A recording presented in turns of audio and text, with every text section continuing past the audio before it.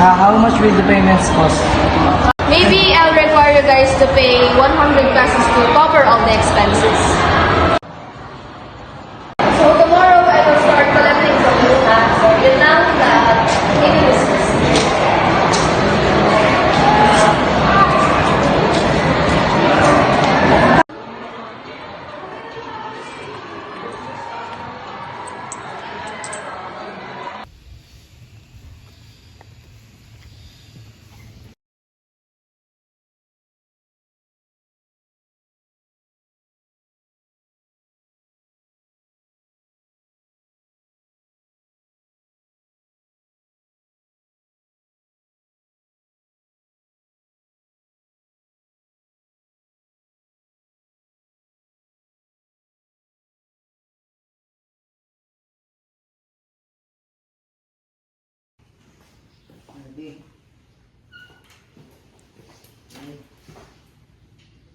Mommy, Daddy, there's gonna be project in our school.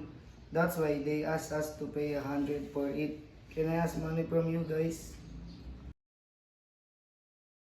Son, it's going to cost us so much. 100 is not a joke. To be honest, your dad and I are computing for the house bills we need to pay this month. And you're here too for money? Why is life here to be as difficult as this? And another thing, we had give your allowance already last time. Where did you spend it all?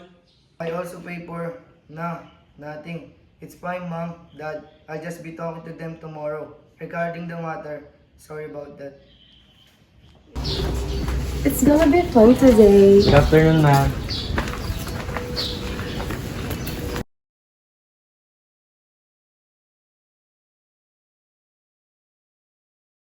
Waiter! Good evening. What's your order, ma'am?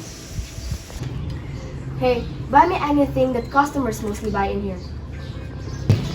Our best relatives is mozzarella, corn fried chicken, Nutella cheesecake, and sizzling Korean kimbap. But ma'am, take note, it would cost you almost 1,000 pesos.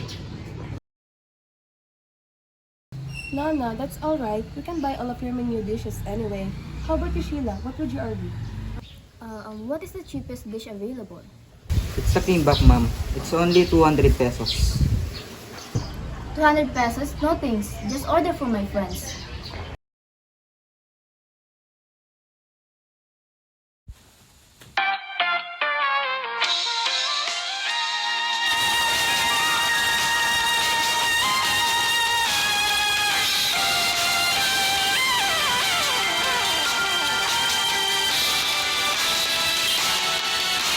Nagsimula sa simple na pasulyap-sulyap Nagpapapansin sa'yo Umabot sa palitan Oh, hey Alvin, how are you doing? I'm doing fine. You told me you're gonna give me something. What's that?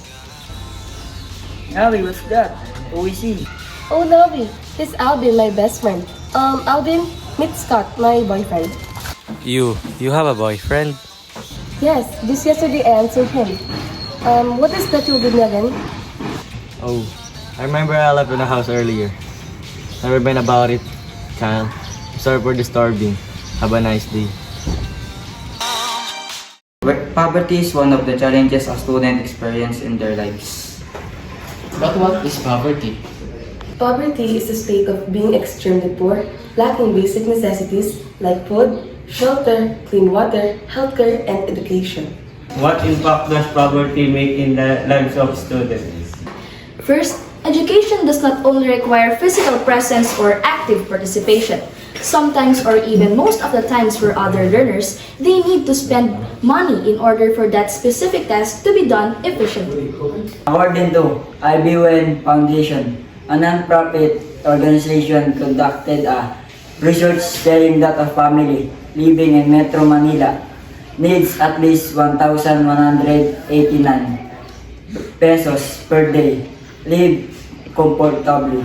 However, data from Philippine Statistics Authority or PSA says that the salary of a minimum wage earner family is 306 pesos to 570 pesos, depending on region as of year 2022. In addition, as a teenager, learners tend to hang out together with their circle of friends as a form of unwinding, but a student living in a family with low income resources might feel insecure or out of place every time their peers go out and they cannot come, out of lack of money to spend like them.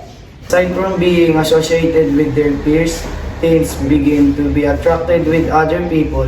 Poverty affects them in a sense that they might want to hand other individual a present. However, they can also feel insecure and little because of thinking that what they give is nothing compared to other people present. Planning, budgeting, and saving are easy to say. How can we truly apply it in our lives? Communicate your problem with others and do the best you can help them with. I can only contribute 50 pesos for the meantime. But I make sure to help you with most of the tasks. Is it fine? Yeah, sure. No prob. Try to find an eatery, which everybody can afford and enjoy to be in. You know what, girls? I saw when you open eatery on the street side. Wanna try it out?